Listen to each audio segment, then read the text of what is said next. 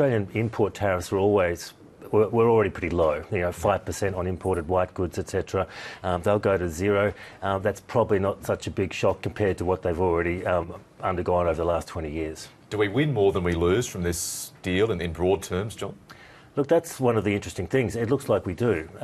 Whichever way you look at it, Australia gets much better access to China, and Australia's import barriers were already so low that it's not clear what great benefits China gets from this. OK, so I'd love to talk about that. China seems pretty happy with the deal as well. So why have they been so quick to sign the agreement? Good question. And look, I think even Australia's top negotiators are asking themselves this question. I think there's a couple of reasons. One view is that it's actually one way of promoting reforms of China's own system, exposing the country to more competition and providing a pilot for bigger agreements later.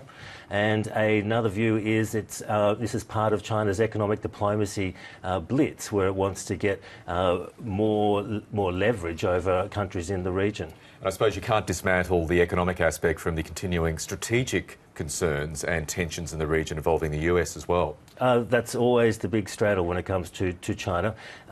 Will this extra enmeshment with the Chinese economy compromise Australia's security strategic outlook? Our leaders say no, but there are plenty in China who think otherwise. And Australia continues to walk that fine line. We rely very heavily on China economically, but we still have those very strong defence and strategic ties to our American allies. That's right. And if this is a contradiction, the contradiction's getting greater. So we've seen very strong statements by the Defence Minister in the last couple of weeks over the South China Sea.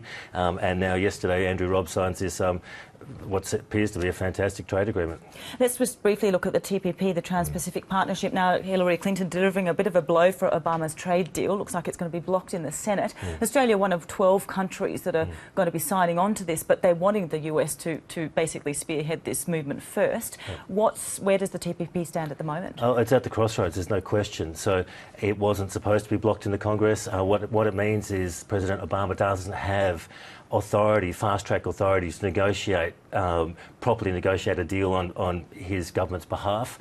If this doesn't change in the next couple of weeks, then the whole deal is in great danger, and that's a big thing for the regional economy. And getting back to Australia, perhaps being forced to pick and choose, this could benefit a proposed alternative deal the Chinese are pushing for the region. That's true. Look, sometimes I think this is a little bit exaggerated in the sense that there is an alternative China-led agreement, but it's a lot further behind in its, it hasn't really come to fruition yet. It's a few years away before it does, and the level of ambition's probably not as high. But nevertheless, everything gets seen in the prism of China-US competition these days. Our Trade Minister Andrew Robb also saying that in terms of the TPP, I think we've got a problem if there's nothing that's going to be done in 2 to 3 weeks.